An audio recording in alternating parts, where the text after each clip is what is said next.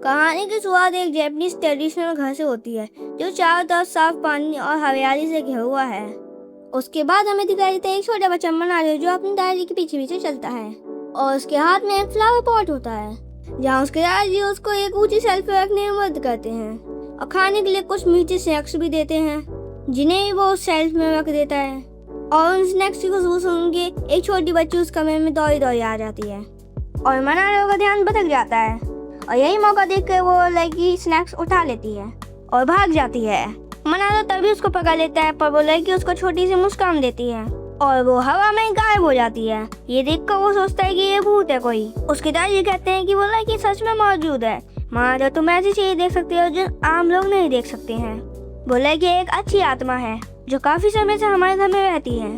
कुछ सालों बाद जब मनारो बड़ा हो जाता है तब वो अपना दादी का घर छोड़ के अपने एक रिश्तेदार के घर रहने चले जाता है जिसका घर बहुत बड़ा सा होता है और वहाँ पे कोई रहने नहीं आया होता है, इसलिए वो चला जाता है।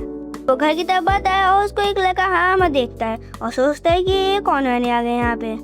मनारो जब उस घर के पास पहुँचता है तो उसके बड़े आकार को देख के चौंक जाता है और तभी उसको वहाँ से एक बहुत बड़ा डार्क ऑरा महसूस होता है।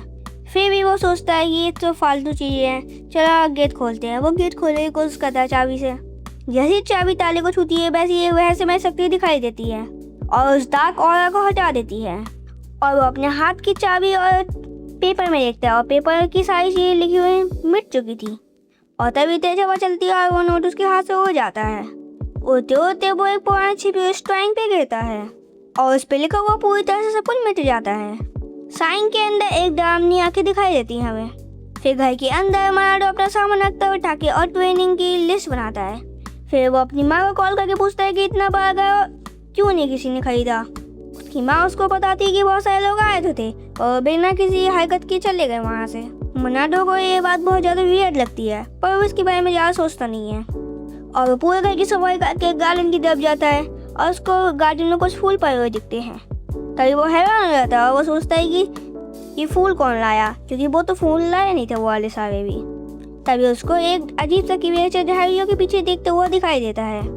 कुछ समय बाद गार्डनर आता है और सारे गार्डन को साफ सुथरा बना देता है और इसके बाद वो मनारो के साथ थोड़ा डिस्कस करता है कि नए पेड़ कहाँ पे लगाए जाएं। और मनारो कहता है कि मैं कुछ समय के लिए यहाँ पे आया हूँ तो मुझे नए पेड़ नहीं लगाने हैं। ये सुनकर गार्डनर भी मान जाता है, लेकिन तभी गार्डनर के कंधे में बहुत ज़्यादा दर्द लगता है। हम देखते हैं कि उसके कंधे पे एक बहुत बड़ा सा दाग और वहाँ पे इकट्ठा हो गया है और मनारो ये नोटिस करता है और तभी एक तेज हवा चलती है और मनारो का एक नोट उड़कर उस कंधे पे लग जाता है और उसका कंधा बिल्कुल सही हो जाता है और गार्डनर खुश हो जाता है। लेकिन मनारो देखता है कि उसके पेपर की सारी लिखावट वापस से मिट चुकी है। कुछ समय बाद उसको जमीन पे कुछ जड़ी बूटियां पड़ी हुई दिखती हैं।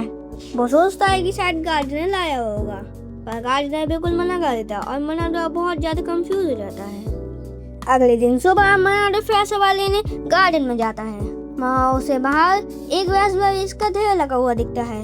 कुछ समय बाद वो एक अजीब से क्रिएचर को मार जाते हुए दिखता है जो उसके दादी के घर वाली छोटी लड़की की याद दिलाता है। तभी उसे पता चलता है कि ये कोई खास आत्मा या कोई क्रिएचर उसे गिफ्ट दे रहा है ये सारे उसी तरह जैसे पहले हुआ था। इसलिए वो डिसाइड करता है कि वो भी धन्यवाद के रूप में उसको कुछ देगा और वो मार्केट जाता है और कुछ स्वीट और ड्रिंक लेके आता है उसके लिए। वो घर आकर उन्हें गार्डन में रख देता है एक धन्यवाद के रूप में। जैसे वो गिफ्ट को वहाँ पे रखता है वैसे वहाँ पे एक वैसे में लोमड़ी आ जाती है जो उन खुशबुओं से खिसका आई होती है और वो लोमड़ी अपना असली रूप दिखाती है और कहती है कि सॉरी मैं तुम्हें से बिगड़ पूछे तुम्हारी जगह पे आ गई हूँ। मनारो घबरा जाता है कि ये सफेद कुत्ते जैसे दिखने वाला जानवर मुझसे कैसे बात कर रहा है। वो बताता है कि वो एक कुत्ता नहीं है, वो यामागामी है और वो इस पहाड़ का देवता है। यामागामी ये देखकर हैरान होता है कि मनारो उसको देखकर डरा नहीं। तभी मनारो कहता है कि उसे डर नहीं लग रहा, उसे तो उसके लिए बुरा लग रहा है क्योंकि वो उसके लिए इतनी सारी गिफ्ट लाता रहा। वो उसे स्वीट्स और ड्रिंक ऑफर करता है और यामागामी उन्हें बिगड़ दे के खाने लगता है। यामागामी शराब नहीं पी सकता क्योंकि उसकी ताकत कमजोर है अभी, इसलिए वो पानी मांगता है और कहता है कि वो तुम्हारी लिखावट में खा सकती है जो कि बुरी आत्माओं को भगाती है। मनारो कहता है कि शायद तभी मेरी सारी लिखावट मिट जाती थी। यामागामी उससे पूछता है कि क्या लोग तुम्हारी लिखावट की तारीफ करते थे। वो कहता है कि उसकी एक दुकान थी फैमिली की, जिसमें एक ग्राहक आया था और कह रहा था कि तुम अपनी लिखावट को हमेशा यूज करना। फिर वो अपने नाम की टेम्पलेट्स पूरे घर में लगा देता है, जिससे घर के चारों ओर एक बहुत बड़ा सा बैरियर बन जाता है, चौकोर टाइप का। यामादा थोड़ा हैरान हो जाता है तभी, और यामागामी उससे कहता है कि अगर तुम प्रैक्टिस करो तो तुम और भी ज़्यादा ताकतवर हो सकते हो। तभी यामागामी कुछ दिनों बाद वापस आता है और कहता है कि देखो मेरी ताकत कितनी ज़्यादा बढ़ चुकी है अब। दुर्भाग्य से यामागामी की शक्ति मनाडो के लिए बहुत ज़्यादा होती है, इसलिए वो उसे कम करके दिखाता है। इसी समय हमें दिखाया जाता है कि एक बिल्डिंग में हारामा दो बुरी आत्माओं से लड़ रहा होता है और हारामा को जल्दी जल्दी मंत्र पता उनको हरा देता है। और जैसी आत्मा उसके पास पहुंचने वाली होती है वो अपना एक नीला बैरियर बना लेता है और वो आत्माएं दोबारा हमला करने की जगह उससे दूर भाग जाती है। हारामा तुरंत उनके पीछे दौड़ता है क्योंकि उसको डर होता है कि वो मार्केट में किसी आम इंसान को मार सकते हैं। भागते भागते वो देखता है कि उसी गली के सामने मनाडो खड़ा है और उसे चेतावनी देने में कोई समय नहीं लगता और वो आत्मा मनाडो से टकरा जाती है। लेकिन सोचने की बात यह थी कि आत्माएं पूरी तरह से नष्ट हो जाती है। उसके बाद जमीन पर एक अजीब सा गोला गिरता है और वो तुरंत ही गायब हो जाता है। मनाडो तो उसे ये चिंता में होता है कि उसकी शॉपिंग लिस्ट गायब हो गई और अंदाजा लगाता है कि उसे कोई के बैग खरीदने थे। बस अंदाजे से उसे बस एक ही चीज चाहिए थी। फिर उसके बाद यामादा उसको लेने भाग जाता है और तभी वो वैसे में गोला लगते हुए किसी और जगह चला जाता है। यहाँ पर यामागामी देखता है कि उसका बगीचा बहुत सूखा हुआ है, तो वो अपनी शक्ति से उसे बहुत हरा भरा कर देता है और वो ये देखता है और कहता है थैंक यू यामागामी। और वो देखता है कि इतनी पावर इस्तेमाल करने की वजह से वो उसका कद छोटा हो चुका है। और कुछ देर बाद यामागामी बाहर जाता है और फिर घर लौटता है और देखता है कि यामागामी और भी छोटा हो चुका है और उसके साथ 3 छोटे जानवर भी हैं। यामागामी बताता है कि ये उसके साथ ही हैं, जिनके नाम है सेवी, इत्सुगी और टोका। और तभी वो उनको मिठाई देता है खाने के लिए और वो सभी खुशी खुशी खाने लगते हैं मिठाई। मनाडो उनसे कहता है कि जितना चाहे उतना खाओ। कुछ देर बाद यामागामी जो कि अपने पेट को भर के खाता है और वो अपने असली रूप में आ जाता है। और फिर हम देखते हैं कि मनाडो का गेट खड़ा होता है, जो कि उससे क्या होता है कि गेट खोलो, और वो काफी रहा होता है क्योंकि उसे मनाडो के घर से बहुत ज्यादा शक्तिशाली आपा महसूस हो रहा होता है। जैसे ही गेट खुलता है वो हारामा से कहता है कि क्यों ना अंदर आके बात करें, यहाँ पे बहुत ज्यादा मच्छर हैं। अंदर आने के बाद वो बताता है कि वो एक बहुत प्रोफेशनल सॉल्ट स्पिरिट्स कंपनी में काम करता है और ये एक सरकारी एजेंसी है। वो कहता है कि उसी ने क्या मार्केट में उस बुरी आत्मा को ख़त्म किया था। तो मनाडो घटना को याद करता है और हारामा उसको बताता है कि हाल ही में बुरी आत्माओं की शक्ति बहुत ज़्यादा बढ़ चुकी है और बहुत सारी बुरी आत्माएं तो इतनी पावरफुल हो चुकी हैं कि मैं भी उन्हें नहीं हरा पाता। फिर वो कहता है कि तुम अपनी शक्ति से मेरे लिए एक ताबीज बना दो प्लीज। मनाडो थोड़ा सा हैरान हो जाता है और यामागामी उससे कहता है कि क्या तुम उसके लिए सिर्फ एक शॉपिंग लिस्ट लिख सकते हो।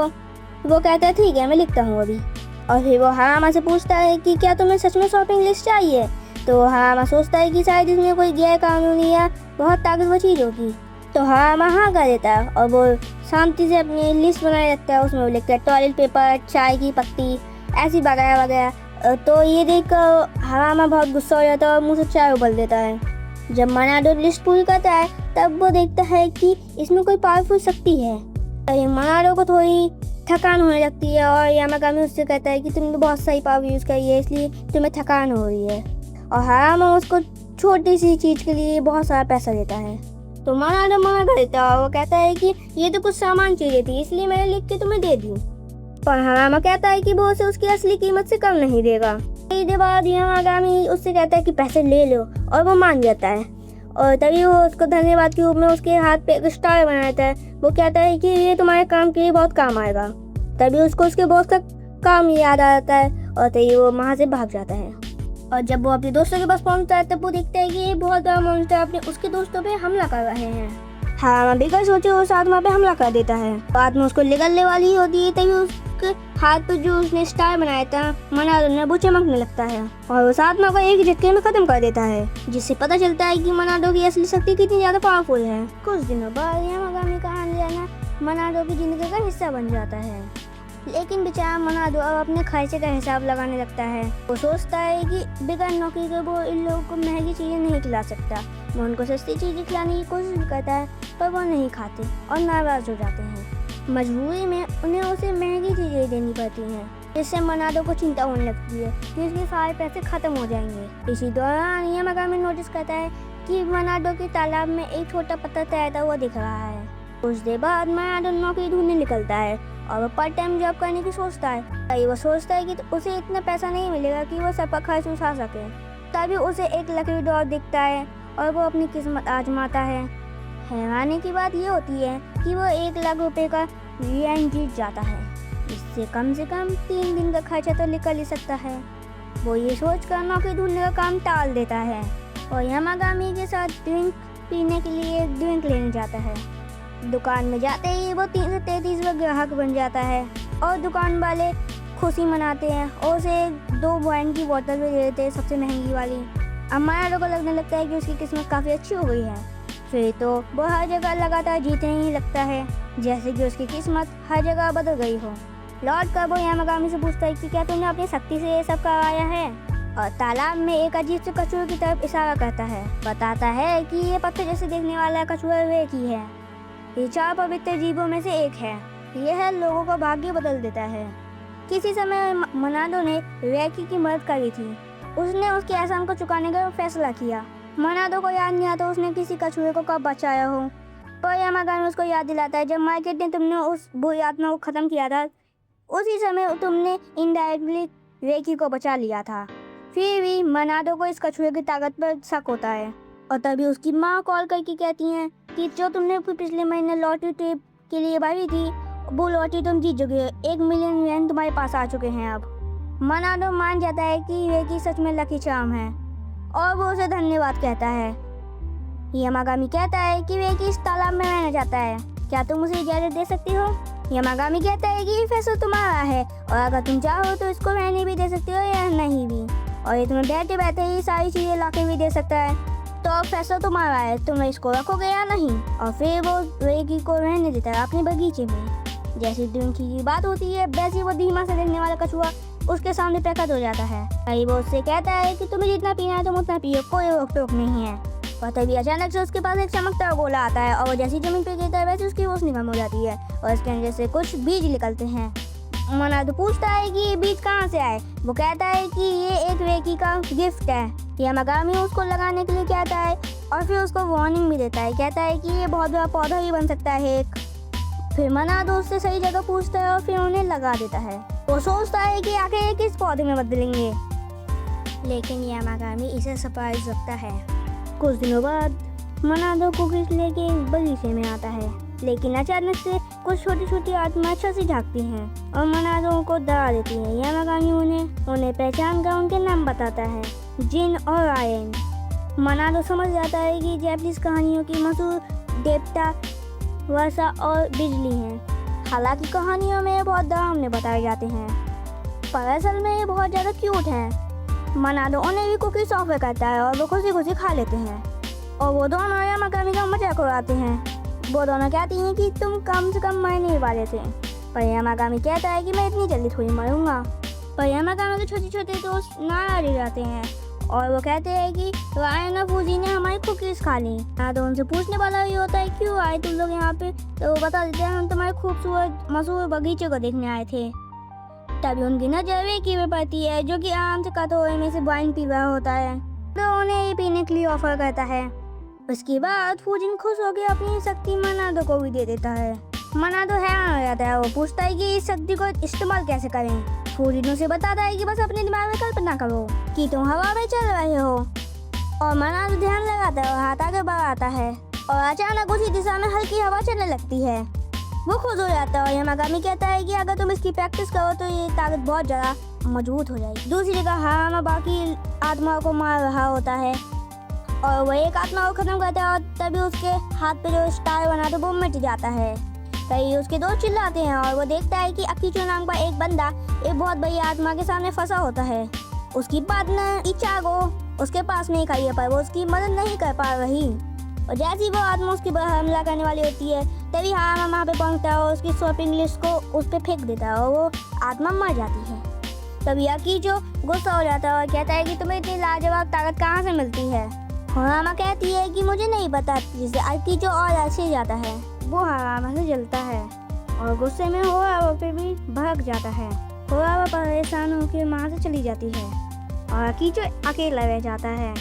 कुछ दिनों बाद मनादो अपने बगीचे में आता है और देखता है कि बारिश रुक चुकी है।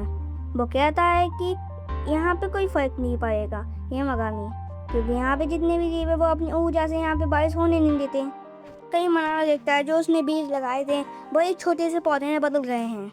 वो बताता है कि इस पेड़ का नाम शायद उसी निनोय होगा और वो इस घर का पवित्र पेड़ बनेगा। मनादो उसमें पानी देता है थोड़ा सा और यामागामी के लिए कुछ खाने के लिए स्नैक्स निकालता है। खाते खाते मनादो अपना हाइकिंग का सामान निकालता है। यामागामी कहता है कि वो कहाँ जा रहा है। वो कहता है कि मैं तुम्हारे पहाड़ पे हाइकिंग करने जा रहा हूँ। यामागामी हैरान हो जाता है और उसको चेतावनी देता है कि उसका पहाड़ बहुत डरावना है, लेकिन मनादो को अपने हाइकिंग गियर पर पूरा भरोसा है। अब वो उससे हाँ कह देता है, लेकिन शर्त रखता है कि वो उसके श्राइन से ऊपर नहीं जाएगा। सारी तैयारी करने के बाद मनादो उसके दोस्तों के साथ हाइकिंग के लिए निकल जाता है, जो कि होते इत्सुगी, ईटो एंड कोता। और रास्ता काफी कठिन होता है, जिससे मनादो को परेशानी होने लगती है, लेकिन तीनों स्पिरिट उसको हौसला देते रहते हैं। बहुत लंबी और छोटी चढ़ाई के बाद वो एक अच्छी सी जगह पर पहुंचता है, जहाँ वो उसे यामागामी का टूटा हुआ श्राइन दिखता है। तीनों उसके दोस्त कहते हैं कि तुम्हें कोई भी चीज साफ करने की जरूरत नहीं है, लेकिन मनादो अपने दोस्त के लिए ये सब सही करना चाहता है। उसकी सच्ची भावना देखकर उसके दोस्त भी उसकी मदद करते हैं और वो लोग मिलकर श्राइन को ठीक कर देते हैं। साफ करने के बाद वो लोग बैठ के खाना खाने लगते हैं। तभी पास के जंगल से अजीब और गरीब आवाजें सुनाई देने लगती हैं। बिना कुछ कहे स्पिरिट जांच करने निकल पड़ते हैं, मतलब उसके दोस्त। मनादो भी उनके पीछे पीछे चला जाता है। जब वो उनके पास पहुंचता है तो वो देखता है कि एक झरने के पास बहुत सारा काला धुआं इकट्ठा हो गया है। उसी काले धुएं से एक इविल स्पिरिट निकलता है और उसके एक दोस्त पे हमला कर देता है, जो डरकर मनादो की बाहों के पीछे छुपक जाता है। तभी पता चलता है कि उस इविल स्पिरिट ने किसी और प्राणी को भी निगल रहा है। मनादो बताता है कि वो आमतौर पर सिर्फ अच्छे स्पिरिट्स को ही देख सकता है, लेकिन यह वाले इतना शक्तिशाली है कि उसे हल्का हल्का दिख रहा है। क्योंकि उसके दोस्त डर के मारे उसके पास नहीं जा पा रहे हैं, तो वो खुद बढ़ने का स्टार्ट करता है। वो अपना नोट का इस्तेमाल करके तभी उस स्पिरिट को खत्म करने की सोचता है, पर वो स्पिरिट खत्म नहीं होती और पलटवार करता है। मनादो समझ जाता है कि सीधे मुकाबला नहीं कर पाऊंगा मैं, तो मुझे कुछ और ही ट्राई करना होगा। वो अपने बैग से कई सारे नोट निकाल कर हवा में उछाल देता है। अपनी विंड पावर से उन्हें मशीन गन की तरह उसकी तरफ फेंकने लगता है। उसके बाद एक नोट जाकर सीधा स्पिरिट को लग जाती है और उसके बाद वो स्पिरिट खत्म हो जाती है। तभी वो मरता है और उसके अंदर से एक और गिरता है, जिसमें से एक जीव निकलता है। वो उसे देखने के लिए जाता है, पर वो जीव बहुत जल्दी भाग जाता है। मनादो नाराज हो जाता है, पर उसे खुशी होती है कि ये अजीब सा जीव बच गया। जहाँ वो घर पहुँचता है और यामागामी उसे अपना श्राइन साफ करने के लिए थैंक यू बोलता है। फिर मनादो सीक्रेट स्पिरिट के बारे में पूछता है, पर मनादो अब भी उसे कुछ नहीं बताता और वो इस बात को राज रखता है। पर मनादो ज़्यादा जिद नहीं करता और उसकी नज़र एक न्यू पेड़ पर जाती है जो उसी ने लगाया था। वो बड़ा हो चुका था और बताता है कि एक मार्टिन पेड़ है, मतलब पवित्र, जिसका बढ़ने का तरीका कुछ अलग है। इसी दौरान रेकी उसको इशारा कर रहा है दरवाजे की तरफ, तो मनादो दरवाजे की तरफ जाकर दरवाजे को खोलता है और उसे एक छोटा सा लीना ड्रैगन तैरता हुआ दिखता है हवा में। ड्रैगन झुककर उससे नमस्ते करता है और मनादो भी उसे नमस्ते करता है और तभी मनादो उसको अंदर बुला लेता है। और तभी यामागामी बताता है कि इस ड्रैगन का पूरा नाम ओरियो है। ये भी 4 पवित्र जीवों में से एक है। ओरियो उस पवित्र पेड़ को देखता है और अपनी शक्तियों का इस्तेमाल करता है उस पेड़ पे। बैरियर होने की वजह से वहाँ पे काले बादल नहीं आ सकते थे, पर उसकी शक्ति से वो काले बादल आने लगते हैं। सी बरसात होती है, वैसे वो निनोय पे बहुत जल्दी बढ़ जाता है। इसके बाद ओरियो बारिश रोक देता है। फिर वो उससे कहता है कि क्या मैं तुम्हारे तालाब में रह सकता हूँ। मनादो मान जाता है, पर वो कहता है कि पहले रेकी की अनुमति जरूरी है। रेकी को कोई दिक्कत नहीं होती, इसलिए ओरियो भी वहाँ पे रहने लगता है। यामागामी बताता है कि ओरियो को मनादो बहुत पसंद है। चाहे कि हरामा ने अपने पेंटागन से एक इविल स्पिरिट को हराया था, लेकिन ओरियो ने असली ताकत का स्रोत पहचान लिया और धन्यवाद कहने के लिए मनादो के पास आ गया। लेकिन हरामा वापस उसके गेट पे पहुंच जाता है और भूत भगाने वाली लिखावट को मांगता है। मनादो उसे नए नोट्स देता है। हरामा उसे एक स्वादिष्ट मिठाई देता है। मिठाई को देखकर यामागामी का मुंह पानी से भर जाता है। लेकिन मनाडो हरामा से बात करने में व्यस्त होता है। वो उससे पूछता है कि उसका बनाया हुआ स्टार कैसा था और हरामा उसे खूब तारीफ करता है, कहते हुए कि उसकी ताकत बहुत ज्यादा है और उसके हाथ पे कोई दूसरा चिन्ह बनाए। वो कहता है कि स्टार किसी दूसरी जगह का चिन्ह है और तभी वो अपने हाथ पे लंबे लंबे से तीर बनवा लेता है और हरामा ध्यान से उसे देखता है। तभी उसका एक साथी कहता है कि मिनाटो के नोट इतने काम के नहीं हैं क्योंकि उन्हें फेंकना मुश्किल होता है। तभी हरामा बताता है कि उसने उसका भी हल निकाल लिया है। अब वो मौजूद वीनस कार्ड भी लिखवाता है उससे ताकि उन्हें आसानी से इस्तेमाल किया जा सके। ये सुनकर उसका साथी मजाक करता है कि हरामा अपनी फेंकने वाली कार्ड के साथ अब एक सुपर हीरो बनने वाला है। तभी उसका दोस्त सीरियस होकर कहता है कि मनाडो की शक्ति को गुप्त रखना तुम, क्योंकि अगर किसी को ये पता चला तो वो उसका गलत कामों के लिए यूज कर सकता है। और ये भी बताता है कि अकीचो को मिनाटो के बारे में पहले ही पता चल चुका है, लेकिन वो उम्मीद करता है कि वो उसे कोई नुकसान नहीं पहुंचाएगा। उसी समय मार्केट में मनाडो की मुलाकात अकीचो से होती है। अकीचो से घूरता है और बिना कुछ कहे वहाँ से चला जाता है। मनाडो थोड़ा कंफ्यूज हो जाता है पर लेकिन आगे बढ़ जाता है, लेकिन उसे पता ही नहीं चलता कि अकीचो ने कब उसकी पीठ पे एक छोटा ताबीज लगा दिया है। और जब मनाडो हरामा के लिए और लिस्ट लिख रहा होता है तभी यामागामी को उसकी पीठ पर लगाया हुआ बुरा ताबीज आसपास मंडराया हुआ दिख रहा था। उसे तुरंत हरामा की बात याद आती है कि उसका एक साथी उस पर नजर रख रहा है। यह देखकर यामागामी को गुस्सा आ जाता है कि कोई छोटा मोटा इंसान उसके दोस्त को मुश्किल में डालने की कोशिश कर रहा है, लेकिन वो तभी ताबीज को मिटा देता है और मनाडो की रक्षा करता है। तभी अकीचो के सारे ताबीज खत्म होने के कारण वो खुद वहाँ पे आ जाता है। हरामा उससे पूछती है कि तुम मिनाडो से मिलने के बाद उसके साथ क्या करोगे। अकीचो बताता है कि या तो वो उसे ताबीज के लिए पैसे देगा और कहेगा कि मेरे लिए बनाना तुम ये सारे ताबीज बस। हरामा को मनाडो के घर के पास से बहुत अधिक काली ऊर्जा महसूस होती है, लेकिन वो समझ नहीं पाती कि ये क्या है।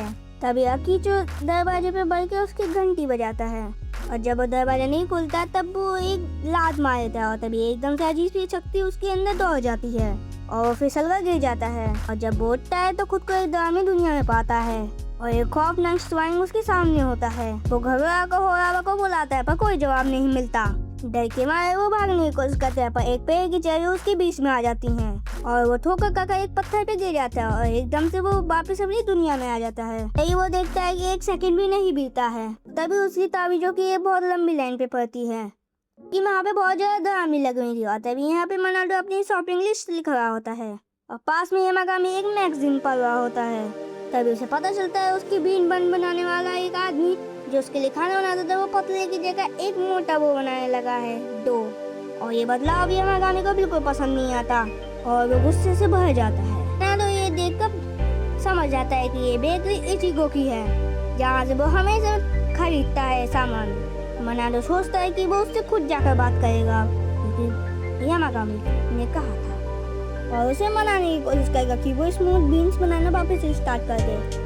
रास्ते में यामागामी भी उसके साथ जाने लगता है और फिर मनाडो को डर लगता है। वो सोचता है कि लोग इसको देखेंगे तो क्या कहेंगे। यामागामी बताता है कि ज़्यादातर लोग उसको महसूस नहीं कर सकते पर फिर भी उसकी खुशबू और पावर्स को लोग महसूस जरूर कर रहे थे। इचिगो की दुकान जाने से पहले वो दोनों एक पेट शॉप पर रुकते हैं जहाँ पर यामागामी अपने लिए एक साधारण सा डॉग वॉल पसंद करता है।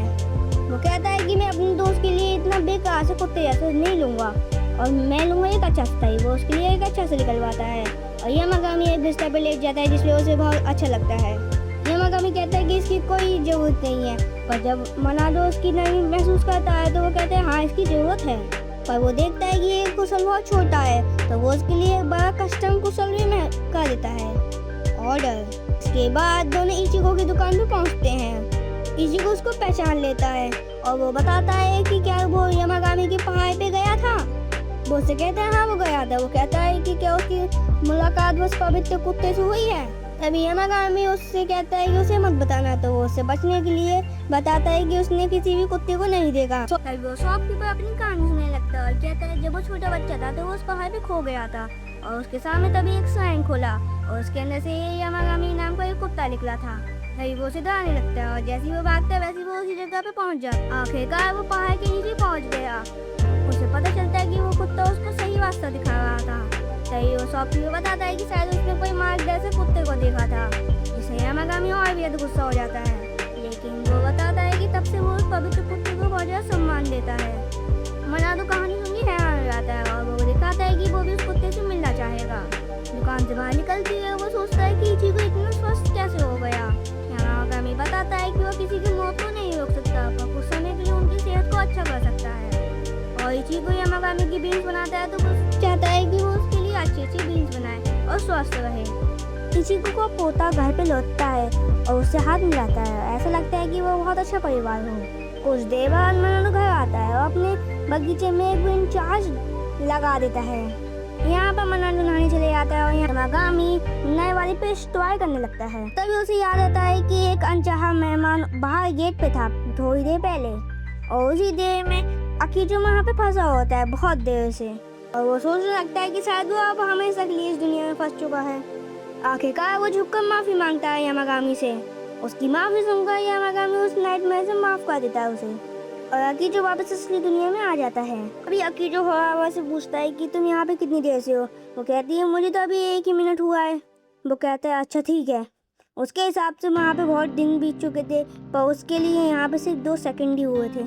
ये सुनकर अकीजो मनाडो के घर से बहुत ज़्यादा डर जाता है और वो एक छोटे बच्चे की तरह भाग जाता है और वो सोचती है कि शायद इस घंटी से कोई दिक्कत हुई है इसको। और हमें दिखाया जाता है कि यामागामी अपने बीन्स खा रहा है और मनाडो अभी नहा के आया है। वो यामागामी से पूछता है कि क्या गेट पे कोई था। वो कहता है नहीं गेट पे कोई नहीं था। तो मनाडो बात बदल कर पूछता है कि क्या तुम्हें अच्छे लगे ये बीन्स। शुरू में शिकायत करने के लिए वो माफी मांगता है और कहता है कि ये बीन्स वाकई में अच्छे हैं। मनाडो खुश हो जाता है कि इचिको की दुकान जाना बेकार नहीं गया। तभी यामागामी नोटिस करता है कि आज मनाडो बहुत देर तक नहाया। वैसे तो वो जल्दी नहा लेता है। यामागामी से कहता है वो कि मुझे अपने हॉट स्प्रिंग में नहाने में बहुत अच्छा लगता था घर पे, इसलिए मैं आज भी बहुत देर तक नहाना चाहता था। तभी यामागामी थोड़ी देर सोचता है और कहता है कि चलो ठीक है। और अगले दिन जब यामागामी को ढूंढने जाता है बगीचे में मनाडो तो वो बगीचे में देखता है कि उसको गंध की कुछ आ रही है। तो वो देखता है कि उसके बगीचे में एक हॉट स्प्रिंग है जो कि यामागामी ने बनाया उसके लिए। तभी मनाडो कहता है वो कछुआ और वो ड्रैगन कहाँ पे है। वो कहते हैं हम तालाब के नीचे थोड़ी आराम कर रहे हैं और उन दोनों की मदद से ही कलवादी हॉट स्प्रिंग बना है। मनाडो सोचता है कि बाद में उन्हें धन्यवाद जरूर कहेगा। बाद वो हॉट स्प्रिंग से निकलता है और ठंडी जमीन पे लेट जाता है। उसके बाद यामागामी अपनी चाय पीने लगता है वॉल में। तभी उनका ये फैमिली है मतलब कि टोका बताता है कि उनके पास एक नया दोस्त आने वाला है। तभी वो बताता है ड्रैगन जो मेहमान आने वाला है उसे मैं और रेकी दोनों जानते हैं। तभी मनाडो गेट खोलता है और देखता है कि वहाँ पे तो कोई नहीं है। तभी उसे घास के नीचे से एक शर्मीला सा जीप जाता हुआ दिखता है। जैसे वो पकड़ा जाता है वैसे वो शाम के बाद वापस छुप जाता है। उनके दोस्तों में से कोई एक बताता है कि वो अंदर आने की इजाजत मांग रहा है। अंदर आने के बाद वो अपना नाम कीवन बताता है लेकिन कुछ गड़बड़ाया होता है और कुछ बड़बड़ाने लगता है। मनाडो को समझ नहीं आता कि वो क्या कह रहा है। इसके लिए एक उसका दोस्त ट्रांसलेटर बनता है। कीवन मनाडो को बहुत आभारी है क्योंकि उसने उस बुरी आत्मा से उसको बचाया था। मनाडो इसे कोई बुरी बात नहीं मानता पर थोड़ी हिम्मत जुटाकर वो उसको इतना धन्यवाद देने लगता है कि पूरी डिक्शनरी खत्म कर देगा। थोड़ी देर बोलने के बाद वो उसको आधी दुनिया का राजा बनने के लिए पेशकश करता है लेकिन मनाडो इतनी पावर नहीं चाहता इसलिए कीवन हैरान हो जाता है क्योंकि उसके हिसाब से इंसान बहुत लालची होते हैं। ऐसे ऑफर को कभी मना नहीं करते। तभी फूजिन और आयन बताते हैं कि मनाडो के दिल में कोई लालच नहीं है। इसके बाद कीवन चला जाता है। मनाडो दोनों आत्माओं को मदद के लिए थैंक यू बोलता है। फिर नोटिस करता है कि वो पहले से बड़े हो चुके हैं। वो बताते हैं कि मनाडो तुम्हारा गार्डन इतना खास है कि हमारी वापस आ रही सकती। मनाडो की मदद के बदले वो लोग उसे एक बहुत बड़ी सी फिश देते हैं और सब मिलकर दावत करते हैं। उसके दोस्त सोचते हैं कि क्या मनाडो भी ऐसा कुछ कर सकते हैं लेकिन वो अभी तक उतना ताकतवर नहीं है। रायन उसे अपनी विंड पावर टेस्ट करने को कहता है। मनाडो हवा का टेस्ट करता है अपनी और वो यामागामी पे करता है। उसके ठंडे फरों पे लगती है जैसी वैसी वो उसका छींक देता है।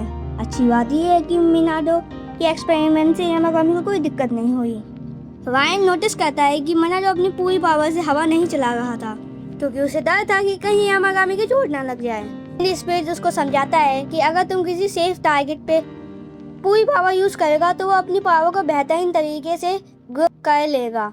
तभी मनाडो को उसकी माँ का फोन आता है और वो बताती है कि उसके घर की नेम प्लेट वापस टूट गई है। यामागामी सोचता है कि इसके पीछे शायद कोई आत्मा हो सकती है। उसे याद आता है कि शायद वो उसके घर में रहने वाली शांत आत्मा वासिन हो सकती है।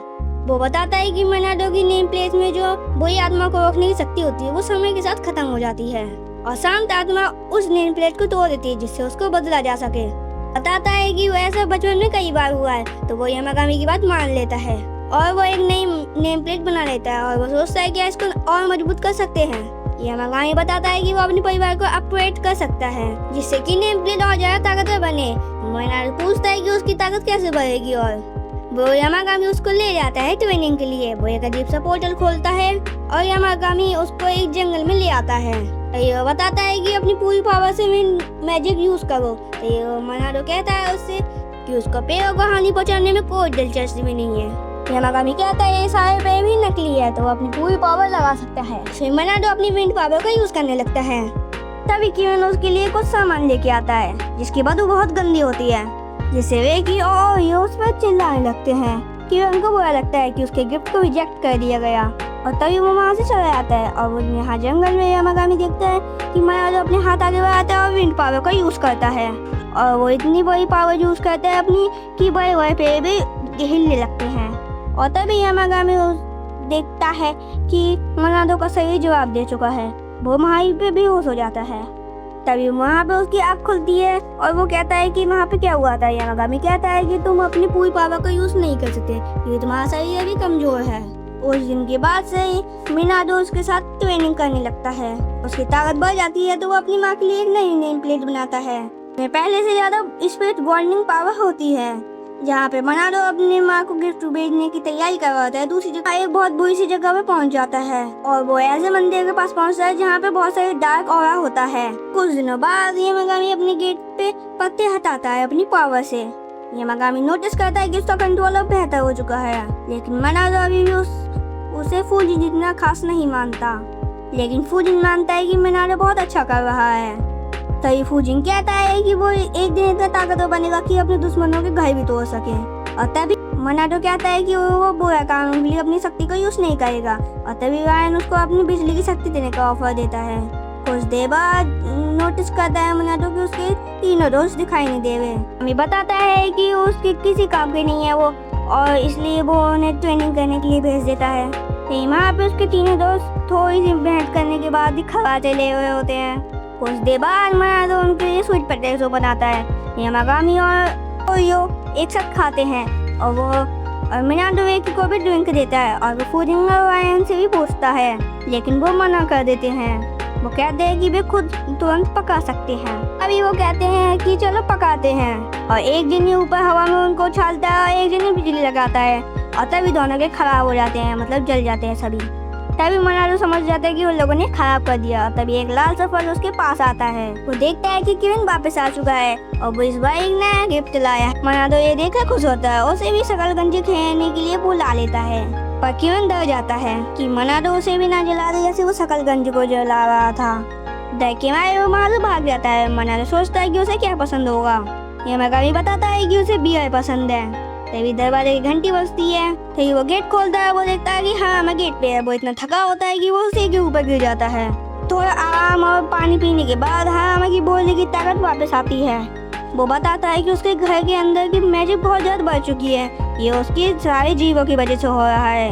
मनाडो ऐसे बिहेव करता है जैसे उसको कुछ पता ही नहीं। हाँ बताता है कि उसने एक ऐसी आत्मा का सामना किया जिसे सारे सॉर्सरर्स भी मिलकर नहीं हरा पाए। बताता है कि ये आत्मा एक सापी गुड़िया से पैदा हुई है जिसे शुद्ध करने के लिए मंदिर बनाया गया था, लेकिन जिस पुजारी को उसको शुद्ध करना था उसकी मौत हो गई। ये मंदिर बहुत ज्यादा भूतिया बन गया। बताता है कि आत्मा शायद इतनी ताकतवर कि यामागामी जितनी। वो उसके साथ ही मंदिर के अंदर कदम तक नहीं रख पाता। पूछता है कि वो उसकी मदद क्यों चाहता है। वो बताता है कि ये मंदिर एक अलग स्पेस में है जो एक दुनिया से बाहर है। वो बताता है कि शायद मनाडो उस जैसे जीवों को देख सकता है, इसलिए वो उसकी मदद चाहता है। और तभी यामागामी नाराज हो जाता है और उसके बाद दबाव डालने लगता है। और जैसे ही वो मरने वाला होता है तभी उसके तीनों दोस्त उसे रोक लेते हैं। तभी मनाडो उससे पूछता है कि वो उसकी मदद करेगा। गुस्से में होने के कारण वो मान जाता है, पर बस एक सेट पर कि यामागामी को वो अच्छे ट्विस्ट देगा, जैसे कि राइस केक और बीन्स पेट्स। तभी वो कहता है कि वो खुद नहीं जाएगा कि वो अपने तीनों दोस्तों को भेजेगा और उनको रिमोट की तरह यूज करेगा। वो अपने तीनों साथियों को उसके साथ भेज देता है ताकि वो अपनी ट्रेनिंग दिखा सके और दूसरी दुनिया का पोर्टल खोल सके। अगले दिन मनाडो उन सभी के साथ निकल जाता है और यामागामी को बाय बाय बोलकर एक भूतिया मंदिर की तरफ निकल जाते हैं। मनादो के जाने से पहले यामागामी देखता है कि उसी पेड़ का एक पत्ता और कि उसकी गर्दन के अंदर चला गया है। लंबी यात्रा के बाद वो पहुंच जाते हैं जहाँ पे वो मंदिर था। जमीन पे कदम रखते ही वो जहाँ पे हरामे बताया था वहाँ पे चल पड़ता है। तो वो उसके दोस्तों का ध्यान एक मिठाई पे चला जाता है। तो वो लोग ताजा एप्पल पाई खाते हैं। खाते खाते वो लोग देखते हैं उन्हें एक कौवा बुला रहा है। वो बताते हैं कि ये कौवा है जो कि तुम्हें बुला रहा है, वो अब तुमको रास्ता दिखा रहा है। तो उसके पीछे चल पड़ता है। कुछ देर बाद वो लोग ऐसी जगह पे पहुंचते हैं जहाँ पे काला दून बहुत ज्यादा जगह बना रहा होता है अपनी। कुछ देर बाद वो लोग सामने पहुंचते हैं और वो देखते हैं कि सारे कौवे उस धुन से दूर रह रहे हैं। और वो हरामा को फोन करके बताता है कि वो पहुंच चुका है। हरामा बताता है कि वो अपने साथियों के साथ पीछे है, कंफर्म करते हुए कि वो कहाँ पर है। और वो अंदर जाने की लगातार कोशिश करते हैं पर वो अंदर नहीं जा पाते। हरामा उससे कहता है कि चलो तुम आगे बढ़ो, अगर कुछ भी गलत हो तो तुम तुरंत भाग जाना। मनादो मान जाता है और गेट की तरफ बढ़ जाता है। जैसे वो गेट खोलने की कोशिश करता है वैसे एक ताकत उसको पीछे धकेल लेती है और तभी वो तीनों उसके दोस्त उस ताकत लगा के गेट खोलने की कोशिश करते हैं। लकीली वो एक पोर्टल बना देते हैं। अंदर पहुंचने के बाद वो लोग बंदे के मुख्य पोर्टल में पहुंचते हैं। तभी वो आगे बढ़ते हैं, आगे बढ़ने की कोशिश कर रहे होते हैं। तभी उन्हें बहुत दरार से फुसकार आती है। पैर दांत पीसते हैं तो तभी दुश्मन दांत तोड़ते हुए पीछे आता है और तभी वो टेंटिकल्स मनादो को मारने की कोशिश करते हैं। और तभी मनादो अपनी शॉपिंग लिस्ट से उसको खत्म कर देता है। जैसे उन्हें वो खत्म करते हैं वैसे वो गोलियां खत्म हो जाती हैं। तभी और भी गोलियां बाहर आ जाती हैं। तभी फेरिस भी पहाड़ में कूद पड़ते हैं। तीनों को हराने के बाद वो दोनों खुश हो जाते हैं। इत्सुकी कहता है कि मैं कितना ताकतवर हो गया हूँ, पर वो ध्यान नहीं देता कि एक गोलियां अभी भी हिल रही थी। तभी गोलियां वो अपने बालों से उसको पकड़ लेती है और मारने वाली होती है, पर सही समय पर सीवी उसके बाल काट कर उसको बचा लेता है। अब वो लोग शांति से सांस लेते हैं, पर उन्हें पता नहीं था अभी असली खतरा बाकी है। मंदिर में फाइनल बॉस गोलियां बाहर आती है जिसके अंदर बहुत काली शक्ति होती है। वो उड़ती है हवा में और बहुत जोर से चीखती है जिससे अंधेरा चारों तरफ फैल जाता है। अब सब बड़ी लड़ाई के लिए मैं तैयार हो जाते हैं और मनादो अपने नोट्स फेंक देता है हवा में और अपने विंड मैजिक से उसको उस गोलियां की तरफ भेजता है और उन ताकतवर ताबीरों को ऐसे फाड़ देती है जैसे वो कोई एक साधारण कागज हो बस। और वो उसके दोस्तों को मार के दूर फेंक देती है और सीधा मनादो पे हमला करती है और तभी वो उसको मारने वाली होती है और मनादो को लगता है कि अब उसका अंत आ चुका है। उसी वक्त यामागामी को महसूस होता है उन फेरिट की वजह से कि मनादो मुश्किल में है और तभी अचानक से उसकी आंखें चमकने लगती हैं और उसी चमक से वो तीनों उसके दोस्त भी उठ जाते हैं और उनकी भी आंखें चमकने लगती हैं। यामागामी जोर से दहाड़ता है और वो भी जोर से दहाड़ते हैं। तीनों की ताकत मिलकर वो उस भैया को हरा देते हैं और मनादो नीचे गिर जाता है। उसके दोस्त उसको देखते हैं। मनादो उस भैया को चेक करता है जो कि अभी भी तैर पड़ी होती है और उस पर कुछ लिखता है। उसकी सारी ऊर्जा खत्म हो जाती है। वो बताते हैं उसके दोस्त की अभी भी बहुत खतरा बाकी है। वो अंदर जाते हैं, उन्हें दिखता है कि और इसकी ऊपर बहुत सारी काली शक्ति होती है। वो बताते हैं कि इसके अंदर बहुत ताकतवर जीव है, जब तक इसको शुद्ध नहीं किया जाएगा तब तक वो जीव बाहर नहीं आ पाएगा और हम यहाँ से नहीं जा पाएंगे। मनादो अपनी जेब में नोट चेक करता है पर उसके पास ये भी नोट नहीं होता। तभी उसको एक नोटबुक मिलती है जिसमें वो उस ऑर्ब को शुद्ध करने के लिए कुछ लिखता है, लेकिन वो ऑर्ब इतना ताकतवर होता है कि वो सब काम नहीं करते। तभी अचानक वो इलाका टूटने लगता है और सब घबरा जाते हैं क्योंकि ये जादुई दुनिया खत्म होने वाली है। डर के मारे इत्सुकी उसकी सर में छुप जाता है और उसे कुछ नोकी पेड़ का पत्ता मिल जाता है और वो सोचता है कि चलो इस पत्ते से एक अंतिम दानव को हराते हैं और वो उस पत्ते पर लिख देता है अपना सरनेम कुसीनो और इससे पावरफुल ताकत से और आखिरकार उस अजीब से ऑर्ब पे से काली ऊर्जा खत्म हो जाती है। जैसे वो ऑर्ब खत्म होता है वैसे ही वो उस ऑर्ब को उठा के भाग जाता है। मंदिर के बाहर हरामा देखता है कि पूरा इलाका गिर रहा है और वो अंदर जाने की कोशिश करता है और हरामा उसको रोक देती है। अंदर मनादो और उसके दोस्त भाग रहे होते हैं पर उनके पास की जगह बहुत जोर से टूट रही होती है। तभी उन लोगों के सामने एक बहुत बड़ा सा पेड़ गिर जाता है। तभी वो लोग डरने लगते हैं और मनादो सोचता है अब तो वो खत्म। तो वहाँ पे फूलिन और आयन आके उस पेड़ को खत्म कर देते हैं और तेज हवा चलाते हैं जो सबको बाहर की तरफ धकेल देती है और रास्ता साफ कर देती है। उसके दोस्त सोचते कि उन्हें बचाया किसने, तो वो क्योंकि उन लोगों ने वहाँ पे किसी को नहीं देखा था। फूलिन और आयन वहाँ पे सामने आते हैं और मनादो को चिढ़ाते हैं कि उसे उनकी मदद लेनी पड़ी और वो कहता है सॉरी। और तभी मनादो घर पे आता है और हरामा उसको थैंक यू बोलता है। तभी मनादो हरामा को बारबेक्यू के लिए बुलाता है लेकिन वो बिजी होने की वजह से मना कर देता है। जाने से पहले वो मनादो का एक प्रीमियम ट्विस्ट का बैग देता है। उसके बाद सभी लोग अंदर खाना खा रहे होते हैं मजे से। मनादो फूजिनो और रायन को ड्रिंक देता है, जो दोनों शांति से बैठे होते हैं। पीछे से किरण भी आ जाता है। मनादो उसे भी दे देता है। खुश होकर किरण उसको एक गिफ्ट दे देता है, पर तभी वेकी आकर उस बदबूदार फल को फेंक देता है। फिर वो फल को लेकर बहस करने लगते हैं और ओरियो भी उसका साथ देता है। इसी बीच उसके दोस्त उसको बुलाते हैं और उस ओल्ड को देखने को कहते हैं। मनादो उसे देखता है और वह चमकने लगता है, एक छोटे से मुर्गे में बदल जाता है। हिमागामी बताता है कि इस मुर्गे का नाम होलो है और ये सभी पवित्र जीवों में से 8वीं जीव है। मनादो उसे भी अपने घर में रहने देता है और वो छोटा चिकन ऐसे बेहद पाता है इस वक्त यहीं का हो। और उसके बाद हमारा ये सीजन 1 खत्म होता है। तो जिसको भी सीजन 2 चाहिए था वो कमेंट कर देना।